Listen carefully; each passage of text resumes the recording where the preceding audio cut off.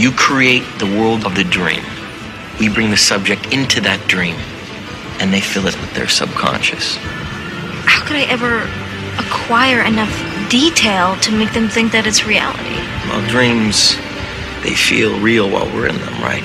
It's only when we wake up that we realize something was actually strange. Let me ask you a question. You never really remember the beginning of a dream, do you? You always wind up right in the middle of what's going on. I guess, yeah. So how did we end up here? Well, we just came from the, Think about it, Ariadne. How did you get here? Where are you right now?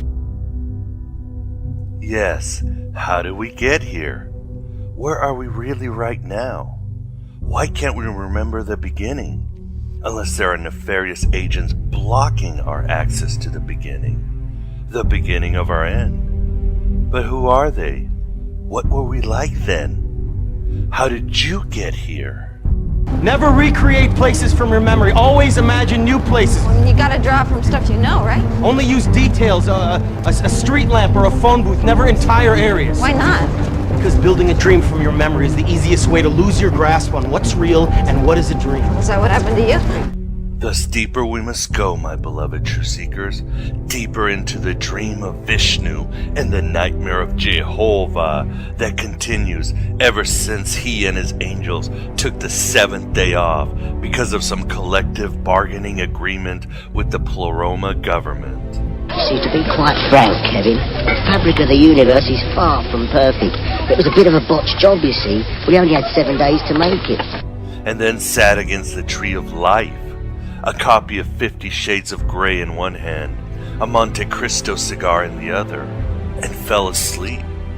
Needless to say, his cosmic indigestion, his cosmic guilt, and his cosmic ego dreamt his shadows over the careless, fluttering sparks of infinity, us, and turned it into the black iron prison, the Hotel California, or the ashtray as I have called it. As for Vishnu, dude's got Brahman coming out of his navel like an alien coming out of John Hurt. So let's give him a break. You're messing with my Zen thing, man.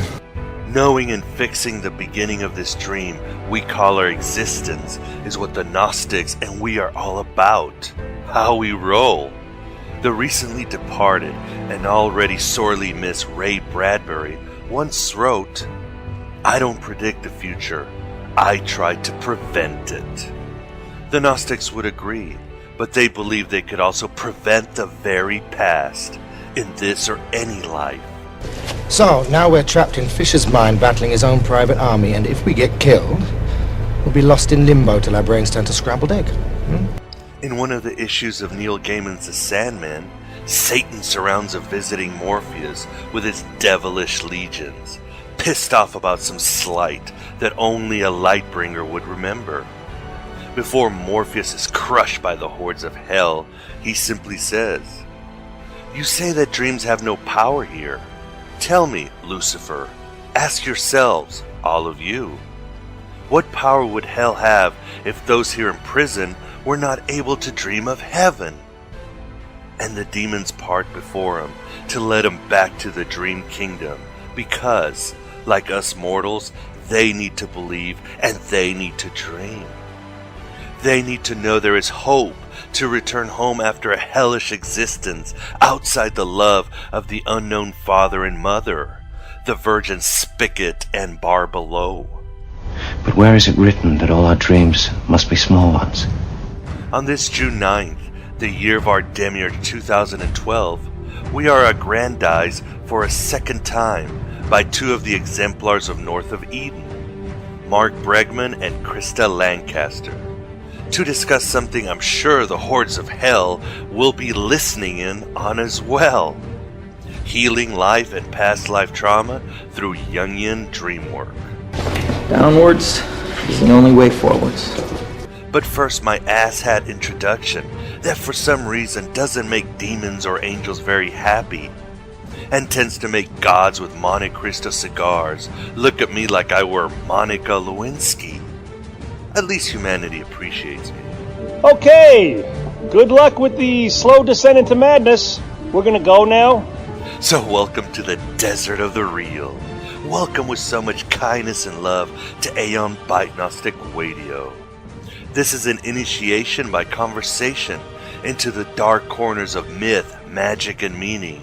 A crash course in cult, culture, and conspiracy. A virtuous virus invoking and informing history, holiness, and heresy.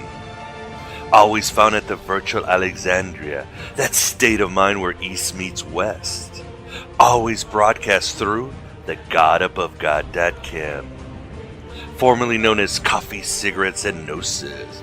Back when I didn't need reading glasses or had to fake prostate problems to feel wanted on the weekends. Yet always politically incorrect, sinfully counterculture, and offensive to those who would deny your holy right to freedom, curiosity, and transcendence. One day, somebody's gonna have to make a stand. One day, somebody's gonna have to say enough. We are not bigoted, but prefer to refer ourselves as stereotyping when we shoot off our gob. It's just more politically correct. We are talking in the third person because we have the intellect of Golem, but the testicles of a hobbit. Even the smallest person can change the course of the future. And who are we? Who am I? I am Abraxas, the solar logos of the Gnostic sage Basilides and the dream lord Hermann Hesse wrote about in his novel Damien. Each week, in my mortal incarnation of Miguel Connor, I commandeer your connection to bring the most accepted and rejected scholars and provocateurs to your attention. Fun, compelling, and deeply weird, this is the blow-your-mind cocktail party conversation you always wanted to listen in. But you couldn't because you were caught in the celluloid jam of a childish god's dream.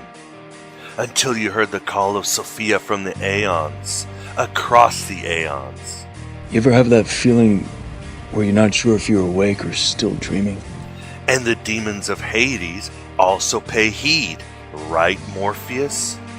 All I'm offering is the truth, nothing more. If hell had a spokesperson, I would carry her teleprompter. If Athena had her period, I would drive her Lexus to the store in the middle of a rainy night to buy her tampons. If Atlas shrugged, I would double as his jockstrap. If Ares wanted to seduce Venus, I would be his wingman at Bar Olympus and settle for Medusa. If Lady Gaga had a penis and politicians had balls, I would, guess there are no ifs there. John McCain has already tapped me and said that's where I want you. The truth is that I'm the guy people look at and say, is that the sperm that won? Yes, you serfs and slaves of the machine. I won, and I am here because I knew how to dream even then. I just pretended the egg was Tootie from the Facts of Life and went in for the kill. Now I'm that voice in the wilderness crying out for your indwelling Christ and inner, yes, Morpheus, with either Jamaican or British accent. Because not only are we gods in the becoming, but even higher, dreams in the becoming, potentials in manifestation, and those fruits falling from the tree of life on Jehovah's Rogaine smeared head, so that the old man might wake up from this collective nightmare. The Matrix is a computer-generated dream world, built to keep us under control in order to change a human being into this. Soylent Green is made from people! You are the Gnostics, the lovers of the esoterica and the Dionysian freethinkers. You are the veterans of 1,000 psychic wars and ancient dream mariners who have joined me on a dark odyssey through the gnashing rocks of orthodoxy, all the way to the farthest shores of imagination. Together we are the knowers of the unknown, the magnates of deconstruction, and the homoplasmates of Philip K. Dick. That is, living information made flesh. And together and furthermore, we're writing our own gospel and living our own myth. Also living for our bliss, following our bliss, and ultimately ultimately dying for our bliss. We will never quit and we will never surrender, even as we stand in the battlefield of the true seeker warrior of Kabir. This is where we hold them! This is where we fight! This is where they die! Like Hemingway wrote, just because I am destroyed does not mean I am defeated. The establishment may break our bodies, rape our sheep, and steal our women, but they cannot shatter our spigots, because that is the one thing that is made from the dream stuffy stuff of Hagia Sophia and her choir of Aeons. You mustn't be afraid to dream a little bigger, darling. So are you ready to go down Fascination Street, enter the policy of truth, and sing Blue Silver? Are you ready to go to the beginning of the dream, the beginning of our end, and get things right by getting everyone, angel and demon, to work together on the eternal seventh day? Are you ready to save Hypatia of Alexandria from the Christian mob, Giordano Bruno from the Inquisitor's pyre, the prophet Mani from the plotting priesthood of ancient Persia, in dream and in reality? And all the mystic martyrs who gave their lives guarding the true holy grail that is Gnosis. You keep telling yourself what you know. But what do you believe? What do you feel? The Nag Hammadi Library's Sentences of Sextus says that, let your deeds of love for the divine come before all your words about the divine. And the Gnostic prophet Yeats said man cannot know the truth, only embody it.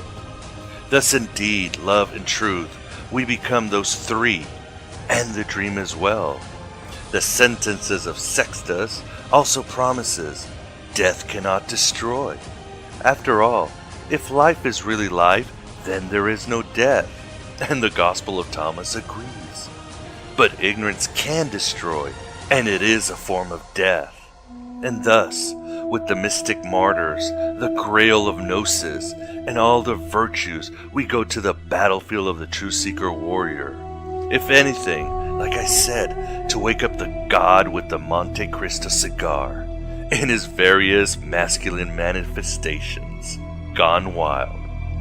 And on the third day, God created the Remington bolt-action rifle so that man could fight the dinosaurs and the homosexuals. Amen. Your mileage may vary. Take all of this as literally or metaphorically or psychologically as you want. But as my friend Haymarket says, whatever works for you, just make sure it works. Do I make myself clear? I'm sorry, I wasn't listening. It's certainly great having, as Charon guides over the river Styx, this episode's astral guests. Again, that is Mark Bregma and Krista Lancaster, who arrive as Inception agents at the virtual Alexandria to discuss their poignant, puissant new book, Flesh Off the Bone, Dream Descent Past Life Trauma. Mark and Krista made the dream of heaven closer to human and demon consciousness in their first visit on Aeon Byte number 183, Jungian Archetypal Dreamwork, where they discuss their also enlightening book, The Deep Well Tapes. Mark and Krista are the main anima and animus of North of Eden, an organization of altruistic souls who specialize in, you got it, Jungian archetypal dream work. Everything is backwards now. Like out there is the true world, and in here is the dream. We'll get our feet wet in the lagoons of our repressed dreams and memories in our very stimulating interview. But you should certainly, and also, and always, download Aeon Byte number 183 and check out their website, northofeden.com. In this episode, we take it up a Jacob's Ladder notch because, like I always say, some things are better left unsaid, but you can bet your sweet R's that at Aeon Byte Gnostic Radio, they're gonna be said. We don't take prisoners but liberate them. And Morpheus and the Lightbringer would agree. It's all fun and games until someone loses a third eye, Vishnu? I want to live a real life. I don't want to dream any longer. You see, my beloved true seekers, the dream world is humanity's access to the collective unconscious and beyond. Not only does it store the secrets to individuation, but also our traumas and their shadows. To find transcendence of any sort, an individual must face these traumas that often extend outside the borders of time and space, as the publication of Carl Jung's The Red Book has confirmed. Why are they all looking at me? Because my subconscious feels that someone else is creating this world. The more you change things, the quicker the projections start to converge on you. Converge? They sense the foreign nature of the dreamer. They attack like white blood cells fighting an infection. Like they're gonna attack us? No. Just you. Flesh off the Bone is a baptism of alchemical fire primer that details a blueprint into the collective unconscious, as well as relates our guests' experiences into the domains of Pluto and Persephone, Psyche and Cupid, and Bythos and Psyche of the Valentinians. These experiences into wholeness took them lifetimes to decipher. They represent the adventure found in virtually every story and that every human being must go through. That is the expedition of the hero of 1,000 false memes into the netherworld of mere being to encounter his or her own soul, and the salvation that is their unification, often known as the bridal chamber of the Gospel of Philip. If the world that we are forced to accept is false and nothing is true, then everything is possible. On the way to discovering what we love, we will find everything we hate, everything that blocks our path to what we desire. In the end, at its core, in this life or any life, this is the greatest of expeditions in humanity's anal annals.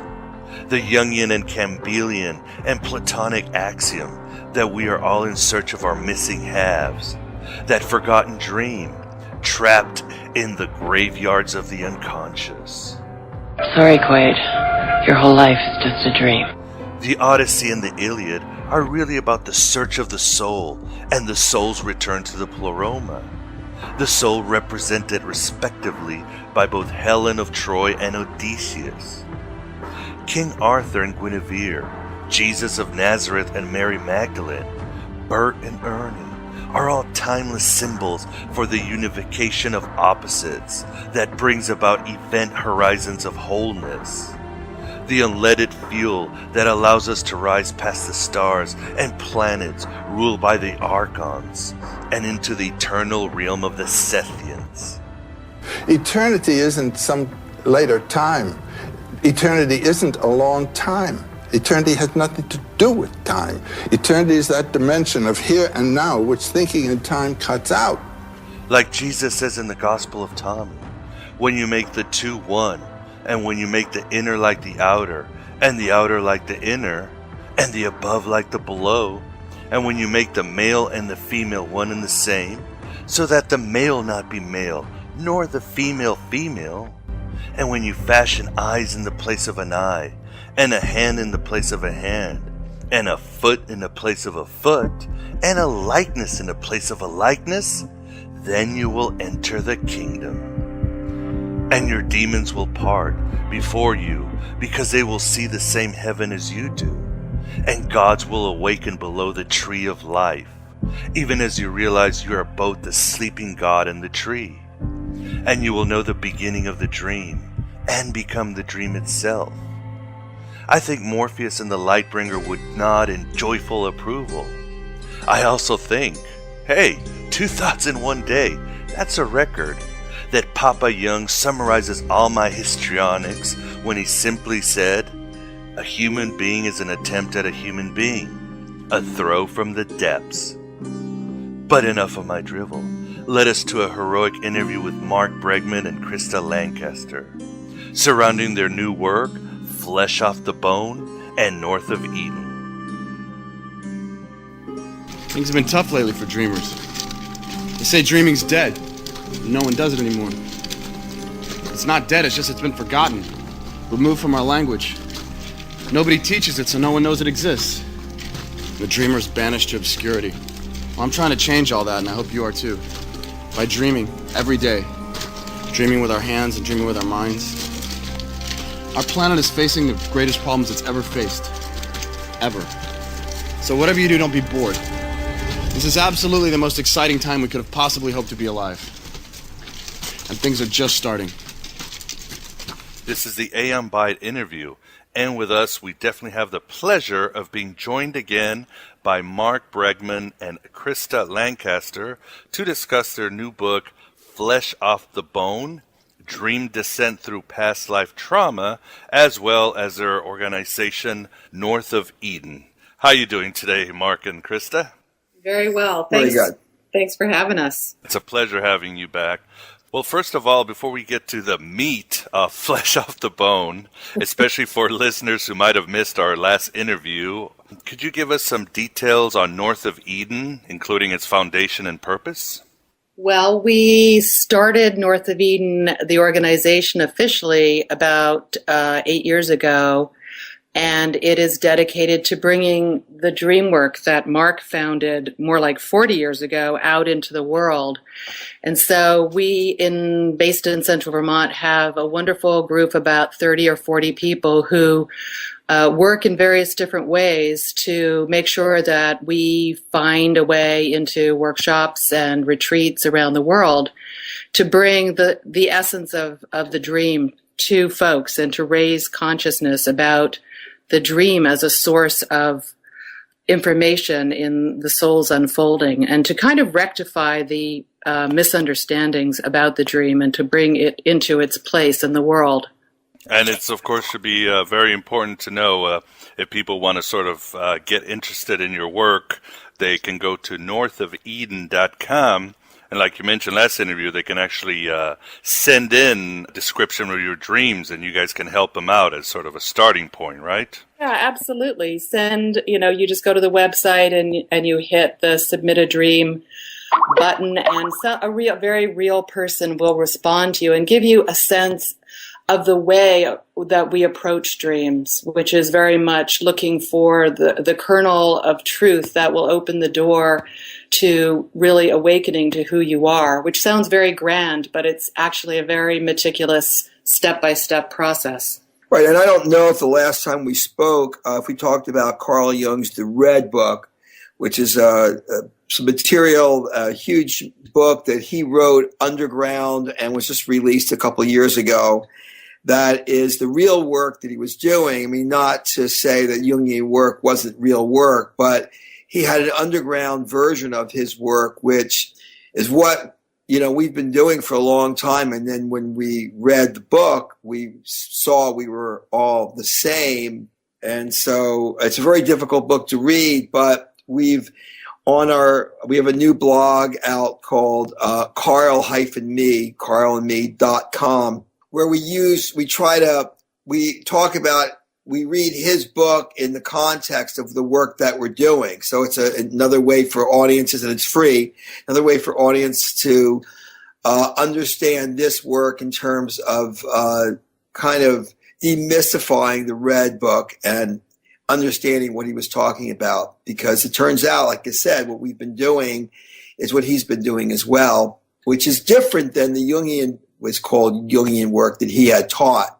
So it's really like more confront of dying to self, which is what he didn't talk about when he was teaching the Jungian work on, when he was, moving around the world. He really didn't talk about this underground work. So now, which is more of a Gnostic thing about dying to self and coming to terms with your soul, rather than, the ego just getting stronger and bigger and fatter with spiritual knowledge. So it's a very different approach. Yes, I was actually going to ask you about the Red Book and how it might have informed or changed the ethos of North of Eden. But when I read Flesh Off the Bone, and I've read the Red Book and all the other commentary on it, I really see them being very similar, because at its core, in this life or any life, it's basically the Jungian and Gnostic axiom that we're all in search of our lost soul that lingers in the underworld of the unconscious, as well as the union of the opposites, the bridal chamber of the Valentinians. Isn't this basically what your book, Flesh Off the Bone, and your work, and what Chris and Mark have been doing for lifetimes, searching for each other and searching for their souls in order to attain unification with God? Wow. Yes. Little Baroque, yeah, a little bit, but I had to ask it. Great. You really obviously have an understanding of the deep work. I'm really impressed. It's great. Yeah, I couldn't put it better. Fortunately, if I could only apply it to my life, but it's easier said than done. Well, why don't we start? I want a question for Krista. Yes. And this truly seems to be one of the keynotes in her process of individuation and healing. And, of course, this is a subject of great interest to listeners of Aeon Byte.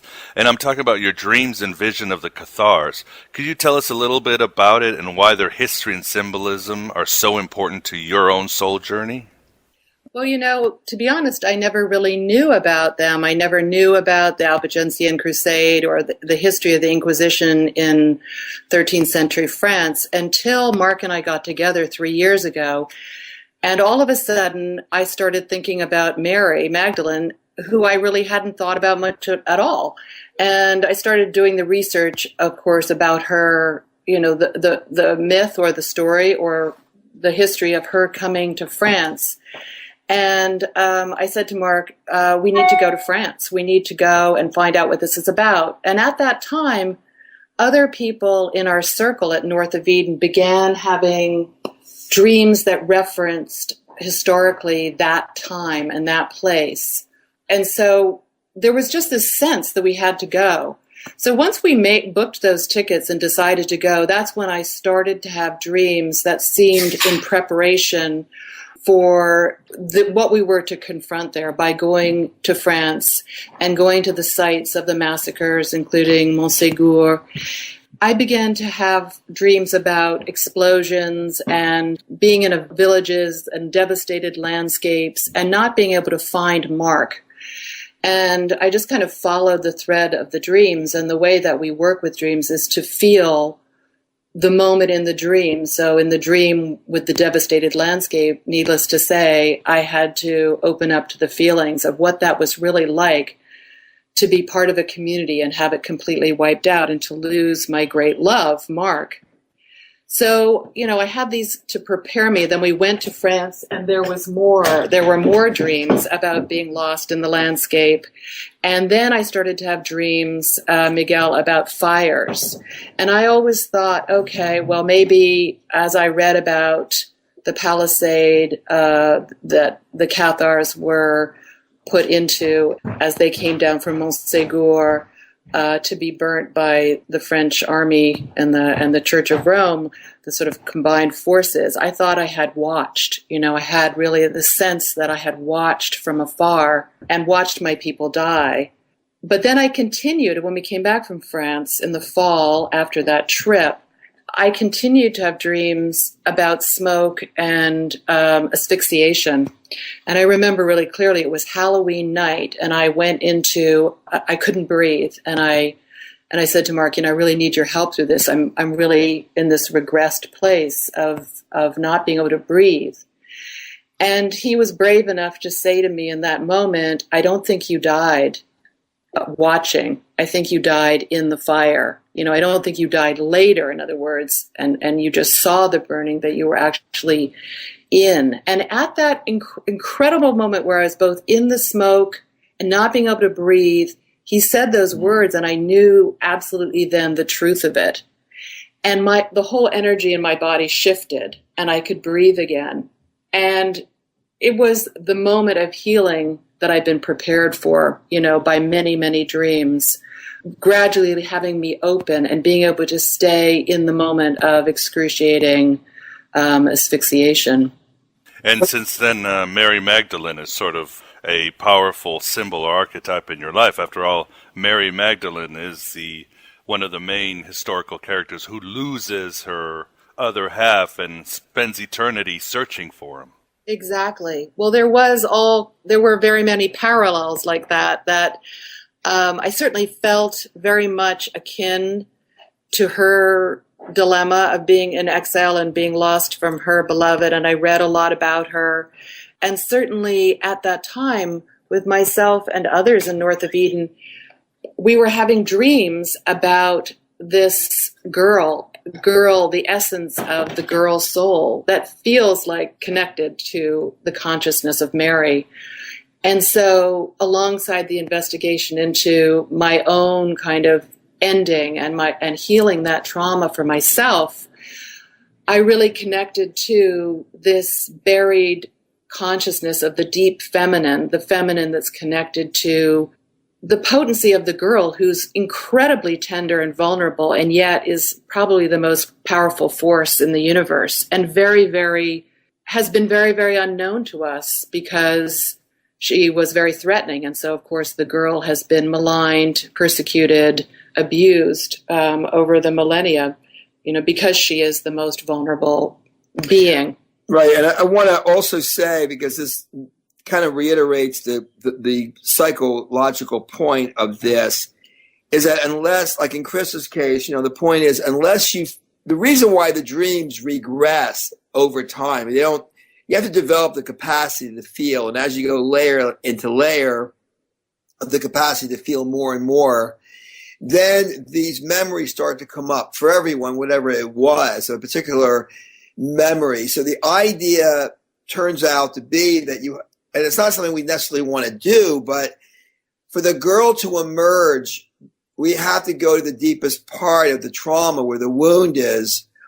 And in Chris's case, having the story where she couldn't really feel it in her body, like we knew, it's not, we've seen it work for people and it wasn't working for Krista because she didn't have the story to the point where she could actually feel, oh yeah, now I feel the burning, whatever that moment is in a person. It doesn't have to be burning in a pyre. It could be a loss of a loved one or whatever it was, that basically the moment of need where no one comes to help us. This is how I would call it. That's the place that we, in a way, become polarized from our souls, because the soul in that moment knows that there was comfort, there was love, but the ego self doesn't.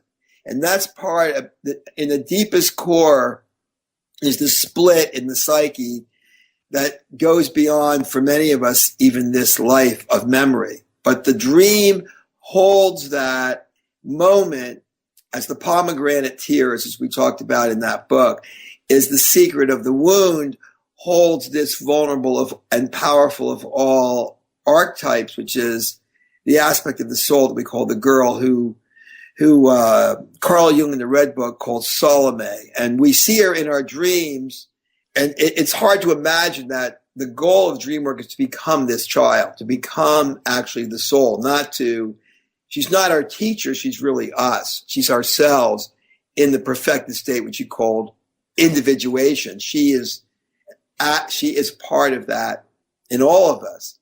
Your book has many great, almost koan-like lines, which get somebody thinking. For example, you write, Mark, one of the reasons we avoid our pain is because pain knows what we did. That's very powerful stuff.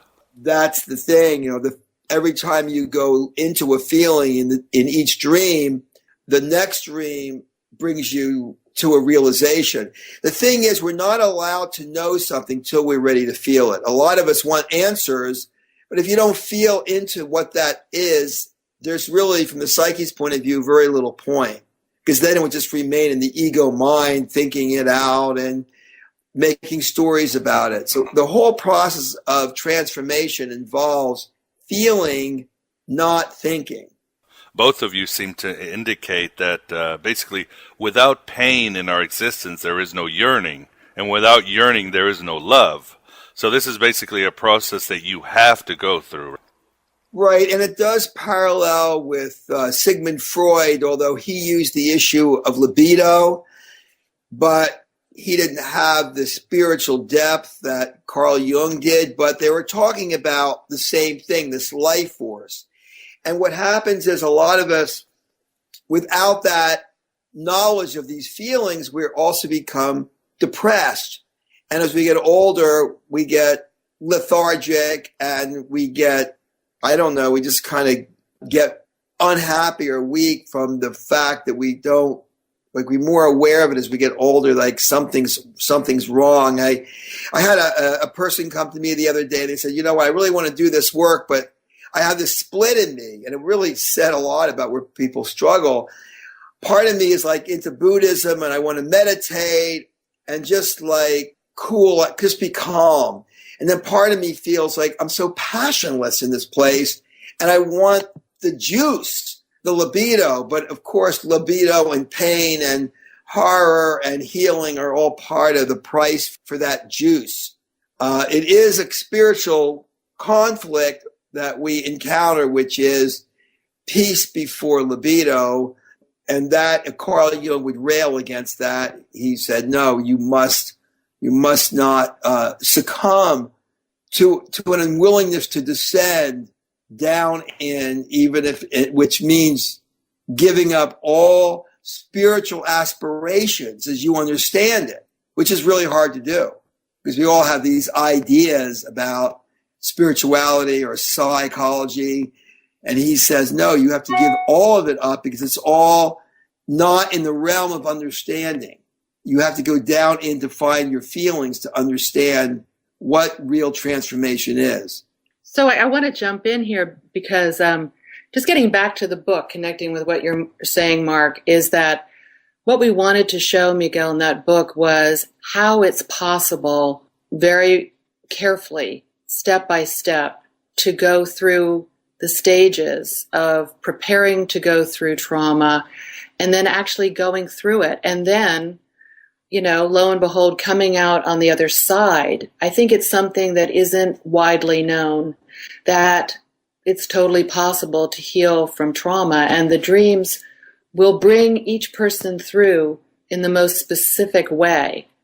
So my way of going through it is just one way, but we wanted to show in the book how it's actually possible, because in each dream there's actually information about, well, is it, it might be time to drop down, as Mark's saying, deeper into a feeling, or it might be time to look at the thing in me that is actually blocking me from feeling. So, around it goes. You get support and love in your dream to look at the difficult thing. And then if you open to the difficult feeling, there's another doorway that opens up to more juice and aliveness that Mark's talking about, more joy, peace, grace, passion. Yeah, I think we have to understand the word trauma is a really bad word, because trauma means the trauma is a problem. It's sort of the pathway.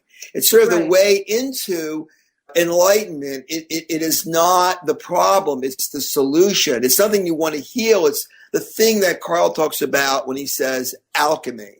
The alchemy work where you don't intellectualize change, and you just are transformed through these feelings, and the deeper you go, the more transformation and individuation occurs. We always want to figure it out, but the dreams clearly understand that process, but it requires the total immersion in the vessel of feeling. So when people hear about the word trauma, they say, well, gee, I don't have trauma, or what trauma is, isn't that a bad thing? Or it's actually where it's the place of the wound that we all carry. It's not a bad thing. It's the place where we find our most deepest heart self. I would almost want to change the word trauma to something else, like the glorious wound or something like that. The place of... Someone the other day said to me, a client called it the chamber of the deepest wound. And the deepest love. And the deepest love.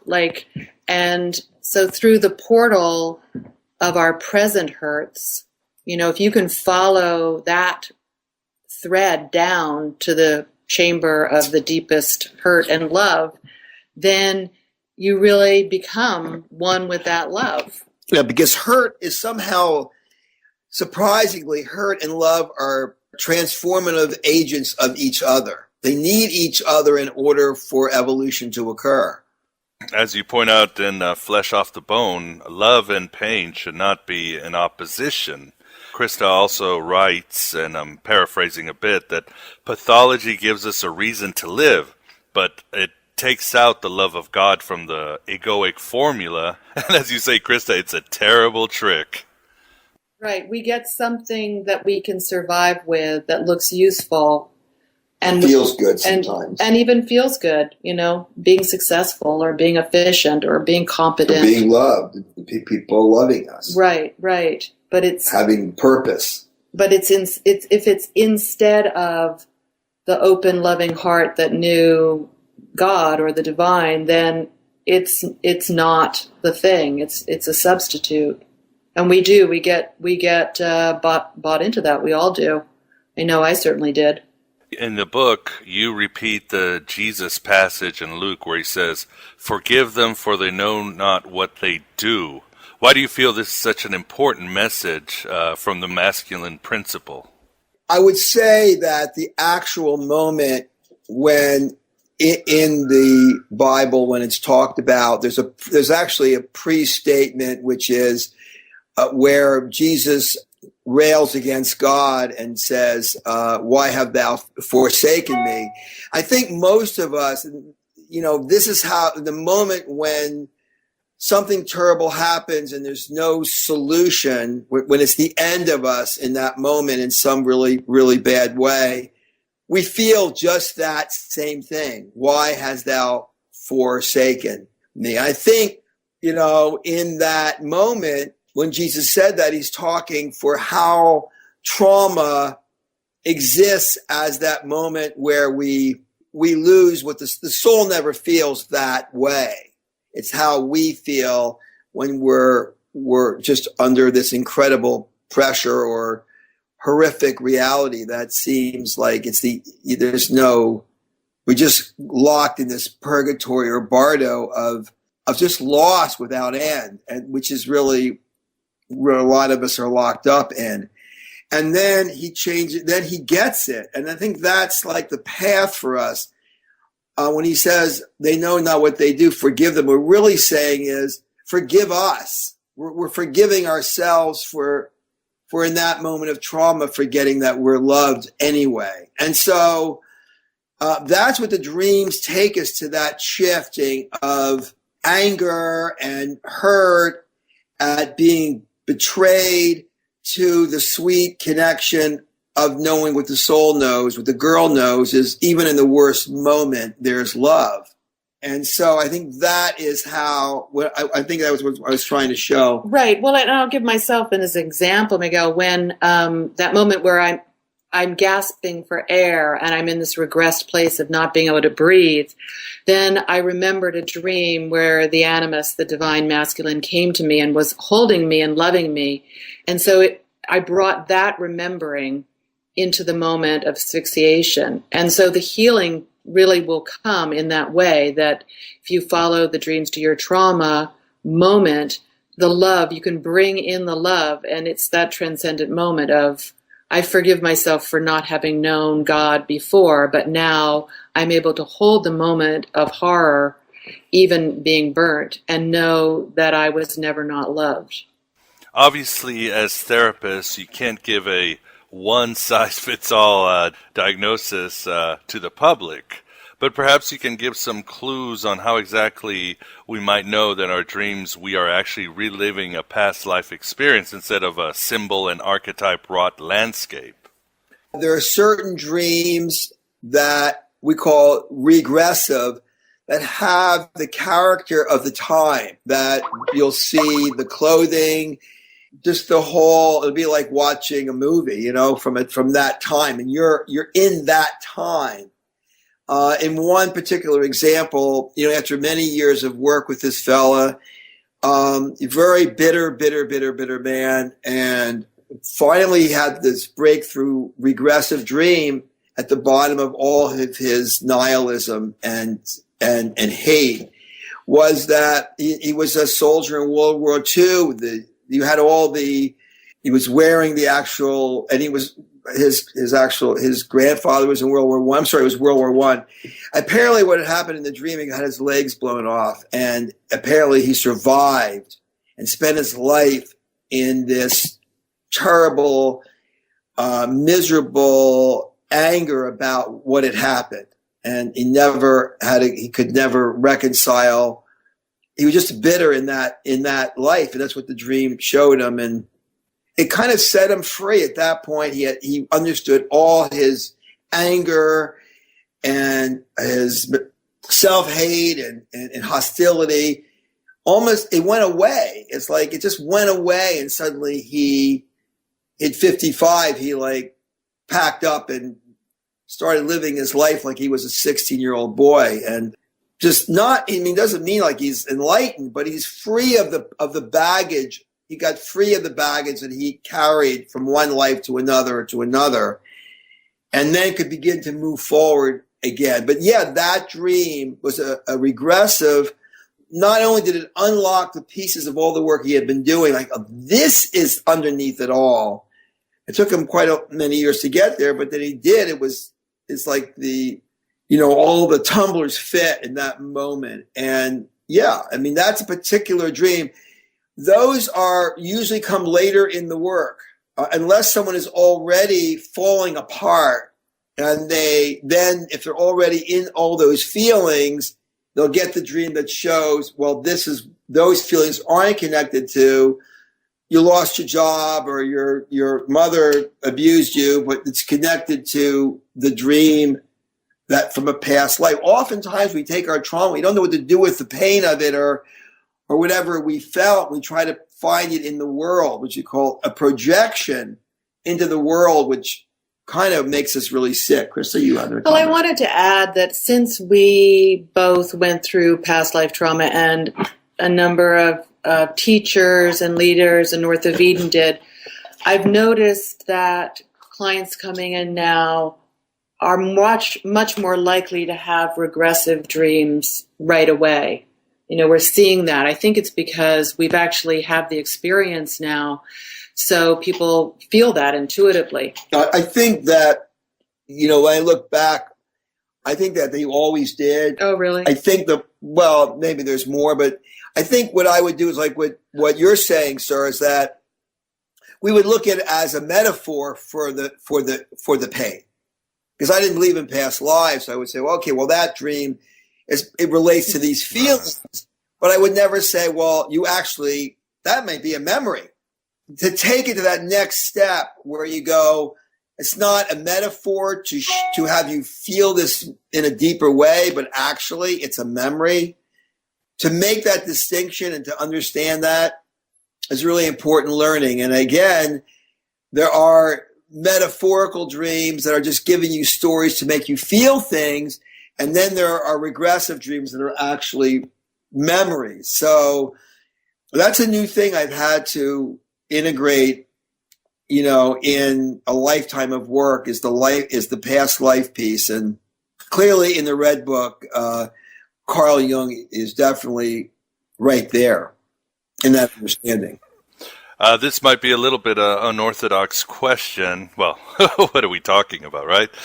Is the soul really constrained by time? Because, for example, in the Kabbalah, the soul can split off into different karmic missions, and it goes beyond time and space, even go to the future, the past, where it needs to go. For example, I had visions of the wreck of the Edmund Fitzgerald, and I had dreams a while ago that I was going down with the crew into the lake and frozen. I said, oh my God, this has to be a past life thing.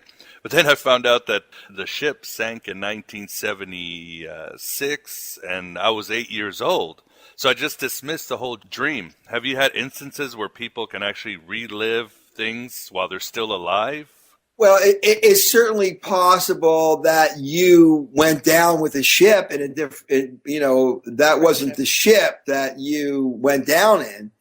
If you want to look at it as a regressive dream, I don't know why you think it's that ship, but I think the song was playing, and then suddenly the song sparked the dreams. I think I listened. Right. The Gordon Lightfoot song. Right, but it could be it could be that you just got the wrong name and that there was a ship that went down. It's likely. It could be a metaphorical dream to make you feel the feeling of fear. That's possible too. That often happens, but it could also be that may have happened, and that was a regressive dream, and that wasn't the ship, it was a different one. But again, all these things, it's not just about one thing, like the way the dream work works. It isn't to take you to that particular moment. It's breaking you down piece by piece, because everything we do to jump away from our trauma, we create this other person that isn't the soul. And so that's a big part of the work, is it's all the little everyday things that are reference a false self that is also, we call stage one, that we're taking apart piece by piece so that we're ready to stand in a different being, which is the soul. And when we write about it, Miguel, in the book, we write about the girl soul and the boy soul, two parts of the whole of our soul that just has the feminine and the masculine aspects. I guess we really do write it that this soul carries the memory of everything in the past and is sort of untouched and is just and moves and perhaps moves forward. I don't really know about the future, but certainly. Well, I think Carl talks about does that. He? Oh yeah, the past and the future. Yeah, you're totally right. The soul is timeless, and we're stuck in time, and that's the problem. Carl talks about it as the spirit of the time versus spirit of the depth. The spirit of the depth is the soul that knows that we're immortal and we go from life to life. And the spirit of the time only knows this life and the social world that we happen to be in. So he really differentiates these two realities in a great way. To align with the soul is how we become individuated by virtue of the thing that's already in us. It's not like the ego has to learn how to be the soul. It's like the ego has to stop being in control of itself and defining itself and become the fullness of what it already is, which is the soul. And Carl also talks about the ego is always empty, trying to be filled, and the soul is always full. So we look to fill ourselves with things. Even spirituality can be a way to fill ourselves, when to the soul's point of view, it's already full. It's full of the love that it really knows. So when you have dreams of children in your dreams, whether you hate the child or you save the child or protect the child, until you're in the dream where you are the child, you're not the soul. And it kind of evolves to the point where you are the 6-year-old and you do feel some 6-year-olds are under a lot of trauma, so I'm not saying every dream, but the ultimate thing is to understand that when you become the child, you start knowing what the soul knows. And when you're in dreams where you're managing the child or a child's wounded, it's all like, that's just, the projection of one's pain onto the child. The adult always wants to save the day. And another thing that Carl talks about, there's no heroes. The hero has to die so you can feel your real feelings and then drop down into the level which you are the child again. So it's something in your own dreams you can really see, like, oh, I had this dream where I was really loving this girl. Does that mean I'm connecting? And I'd say, well, no, it means that you can't save the soul. The soul has to save you. It's that complete switch that Carl talks about over and over and over again.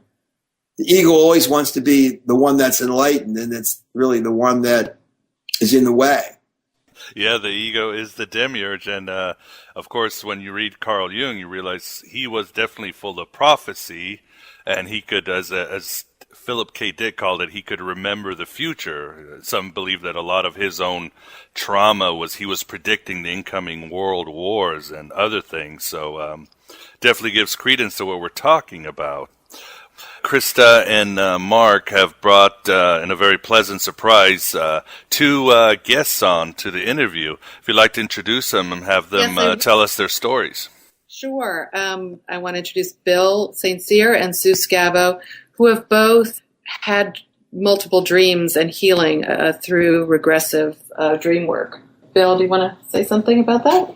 Yeah, I think the thing I want to reemphasize is what Krista and Mark are talking about like the points of the past life work is not to just, like, the risk is that the mind uses it just to have it be another story. Like if I, like with one of the pivotal dreams I have where I come back and everybody's been killed, like if that just becomes a story and another reason for me to not feel or to be apart from myself, or just another story in the list of stories I have in my life, and not a place where I really step in to the way my whole life I've avoided the pain there, and how that me avoiding that pain has kept me apart from myself. That's really the process that we're talking about, is learning to step into that pain, to be the child who doesn't just look at what happened or learn another piece of information about who I am, but really steps into like what that means for me to be in that kind of pain, that kind of trauma that comes up in a moment like that. And what it really means for you to be that soul self within you. And of course, Bill, the alternative is something that is essential to avoid, and unfortunately Western civilization hasn't done it. If we don't face this trauma, if we don't recognize these stories, the shadow comes up, and that's when the real havoc starts. Yeah, totally the shadow. I guess that's...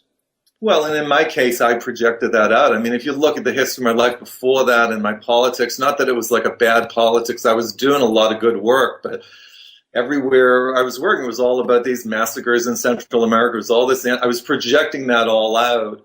And in the process, I became a very arrogant person, very apart from my soul. Because it was projected out, you know, you could look at what I was doing and say it was good, but I wasn't getting any closer to my soul until that got turned around for me. And I looked at what that meant for me inside of myself and began to live.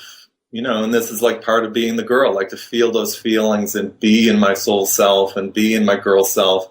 When I was doing that politics, I was about as far from that part of myself as I could possibly be. Right, and yet you were advocating for something, for justice or for goodness. Well, and a lot of it was very related to what came up in my dreams later. It was like it was all about the massacres that were going, the villages that were being wiped out in Central America. It was all this very deep inner experience that, like, again, it's back to that issue of libido. The libido goes somewhere. So, and, you know, in my case, it got projected onto all these political issues, and it was always about solving those issues. It wasn't me that had a problem. It wasn't me that needed something. It was always about somebody else, somewhere else, and I was always the hero. I was always Siegfried coming in to save the Central Americans from these poor dictators, which, you know, there's worse things you could do with your libido, but it didn't bring me any closer to becoming my soul self. Like you said, the hero has to die. There is no hero. The soul is a hero. Right. So I guess this idea of living, like a lot of people who really have great hearts, but they're not with their souls, find themselves trying to care for others. But, you know, the adage of physician, heal thyself is ignored or not understood. Or maybe physician, feel thyself. Feel thyself and heal. But I know Sue probably has something to offer to this conversation too.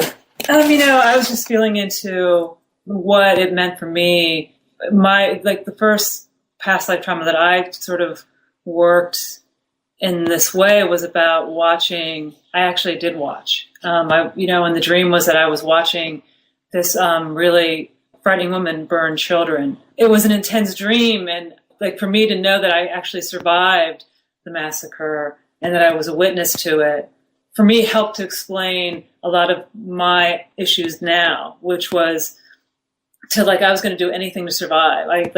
I carried away from that dream, and I think from what happened to me in that lifetime passed back to the time when we were all together and had this Gnostic knowing that we wanted to bring to the world. I thought I was the only one left. What I did was I did whatever I had to do to survive. And so I think, I've been living that for lifetimes. In this lifetime, what my ego did was I will take up the flag and do whatever it takes and have a lot of charisma and energy to do it. And I will create structures and I will look good doing it. And it was this great energy. And I did, I accomplished many things in that way. But it wasn't in service to me going back and standing with this archetypal figure in my dream and watching again. The amazing thing for me about that dream was I was taken back in time, and then I was brought back to this time back to a mummified one of the children who then started to come back to life. So like for me in that dream, it was like, it wasn't about just the story. It was about like, but what can happen here? It wasn't just like those children, but I could come back to life too. Like it was a resurrection of my soul. It wasn't just go back and have all this experience then. It was like, I could have it back now. And it wasn't about being, the flag standard bearer. It was about me having myself back, which was very different than who I was before that dream. And how did you change, Sue? How did it transform you in your outer life?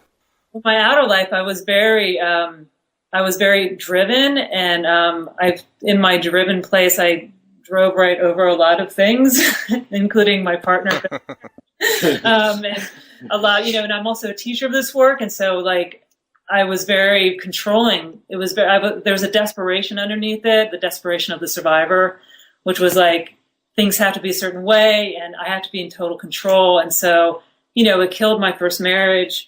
It almost killed my relationship with Bill because I became very controlling and very cold and hard. I was very hard, even though it looked good on some level.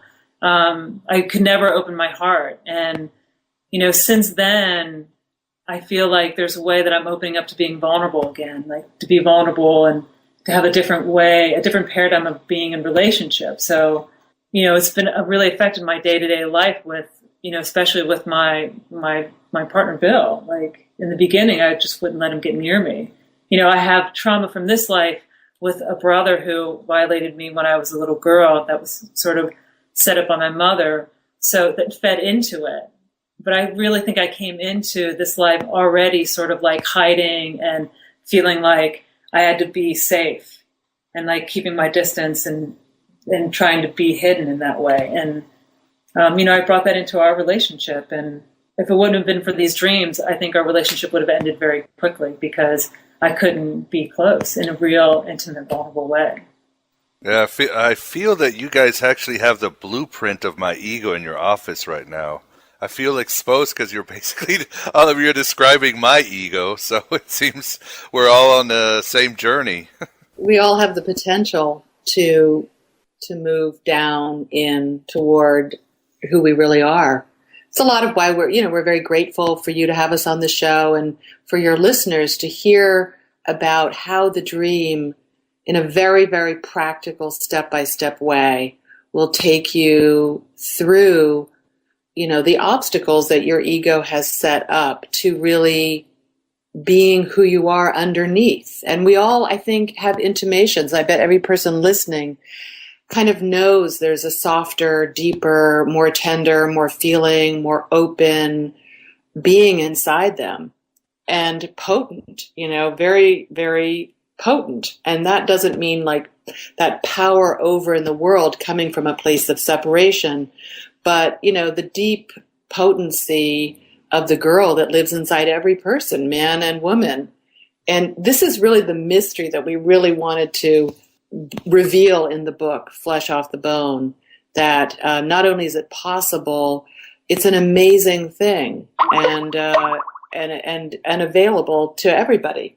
Right. I mean, I was just feeling into how part of this work and going through this helped me, like, I was walking around projecting inquisitors everywhere. And, I projected that, and also, my brother who violated me, like I was projecting that everywhere. And so going through this, I got to take the projections back. I'm still working on bringing all those projections back. And it's that place that my real potency could come through. Like, people who knew me maybe like 5 years ago would say, wow, that's a really potent woman. Like, look what she can do. Right. Such a powerhouse. Such a powerhouse. Oh my God. And what it was killing me. And it was like really also really hurtful in the world. But now I feel like the emergence of who I am in this different way, it's very quiet. And it's also, it feels potent in this vulnerable way. It's very different than how I used to live and move around in the world. Right. One more thing I want to add to all of this. The reason for the girl isn't that she stands alone. It's part of what Carl Jung talked about with the animus, A-N-I-M-U-S, and which is an aspect of the animus is also the anima. But just talking about, as you were talking about earlier, about this male side, that really isn't us per se. When he talks about the animus and the anima, they're actually archetypal, parental, or potent first types. Archetype means first type. And that the child is imbued by this relationship, or we become, as the soul, related to the archetype. But you can't really have a relationship with the divine, the animus or the anima, without being in the girl or in the heart of yourself, the girl boy. So if we try to have this relationship with the anima and the animus, it's just through our head or some surface layer of our heart. So the dreams bring us not only into relationship with the divine, but it also drops us into our trauma so that we can reclaim the soul. And the ultimate goal is that you as the soul is in relationship, because that's what the girl's about, is relationship with the anima and the animus. And what about the boy? Well, the boy is about autonomy. They work together. The girl's about being in relationship, and the boy aspect of the soul is the autonomousness of being with yourself. So it's a lot there, but I just want to make sure that the girl doesn't stand alone. In fact, all these internal archetypal aspects of ourself, or this whole Narnia world, they're all in relationship, and finding ourselves in that relationship is part of where the dreams bring us into that evolution of self. And something that I didn't even know anything about. It's nothing in any books I've ever read. I just it's in the dreams that I learned everything. And then finally Carl's book, which was under wraps for a long time. So we can, it was hard for Carl to write this, but it was a long time ago, and we're bringing out this material that's in all the mythologies. There's not anything that's new. It's just lacking in the spiritual reality that we have, so many pieces, and yet the dream reality is lacking, and the myth and the motif of that. So there's a lot to talk about and share. We're just giving you a few pieces of a complicated scenarios of the soul. And this is our 6th book. So anybody wants to read on the materials that we've been able to capture in words, we haven't put it all yet in, but there's about 6 books on. It's all in through the Amazon and the website. Amazon and and it's all free for what you can read it all. All the books are free to read. Yes, and for the listener, again, that's northofeden.com, and you will find, again, a wealth of information, including information on Mark and Krista, other of the members, their blogs, etc. Was this a very hard book to write, or because, you guys basically had to lay it all out? Well, the earlier books were hard because they were more of a textbook explaining. This was easy because we could draw from our own experience. Also, we want to talk about that we have retreats all over the world, that we do group work as well, Krista? Yeah, we're going to be at Kripalu, the yoga center in Massachusetts, next week, starting on the 10th. And we have a retreat for 5 days in Lowell, Vermont in July. And we'll be out west at Hollyhock on Cortez Island in the fall. We'll be in New Orleans.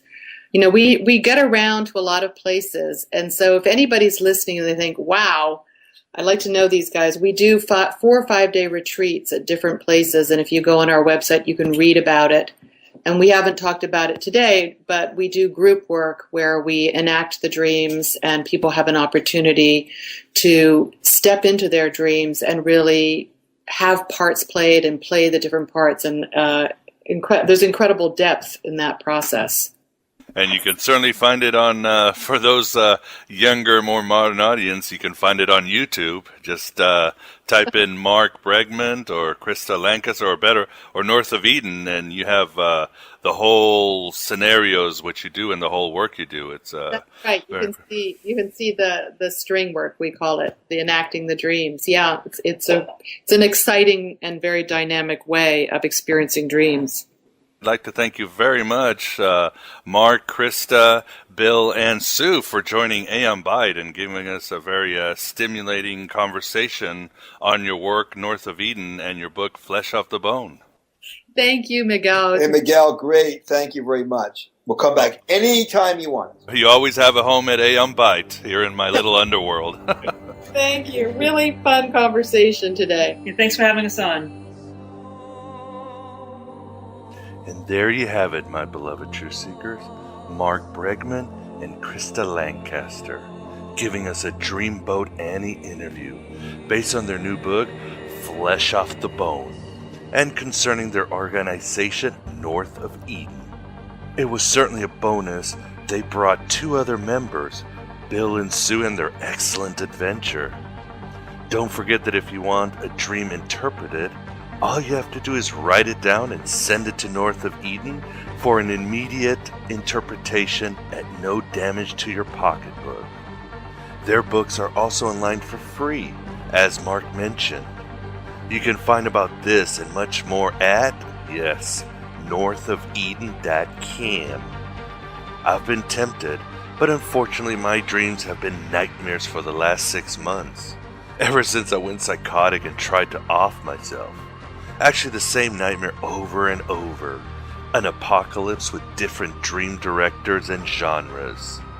Yet I know what it is. I truly died that night and my world ended. So I'm waiting for the beginning of the world, as always and as the classic Gnostics did. Or maybe I was replaced by a replicant by quote-unquote they, and I'm just being a sleeper cell bot until the machines rise. What are you gonna do, Vishnu? Donations or any type of assistance are always a blessing, even if it's the many skills I don't have. Web design, marketing, guest scouting, throwing together some YouTube videos because you're good at it, or just writing something that makes sense. Your support is essential for Aeon Byte Gnostic Radio. Thank you for those who have supported this Hobbit venture via benefactions, buying soul-liberating and critically acclaimed products like the novels Stargazer and Heretic, or the important Voices of Gnosticism, where you can read the transcribed interviews of some of the greatest scholars in history on the topic of Gnosticism and beyond. Or those of you who have downloaded past episodes and the Gospel of Thomas album. But more help is necessary if this ventures to continue at this or any level. If everyone simply donates a shekel or two, or buys a show every week, I can break even and maybe begin operations on my new Nigerian Dreamwork organization, where your dream of becoming rich will come true if you just send us your social security number and bank account number. Again, your support is essential.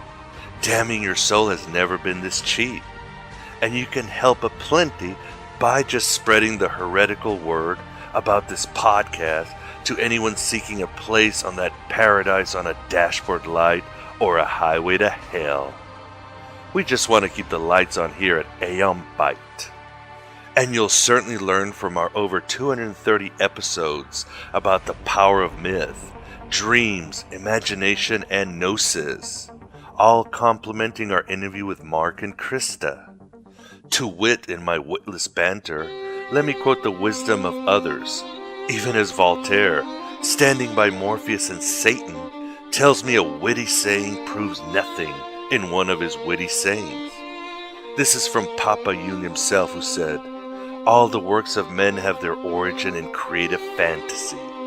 What right have we to, then, depreciate imagination?" And it was William Blake who said, "What is now proved was once imagined." Think of Morpheus telling the demon armies what hell would be without a dream of heaven. Imagine what reality can be for you and the betterment of humanity, along with John Lennon.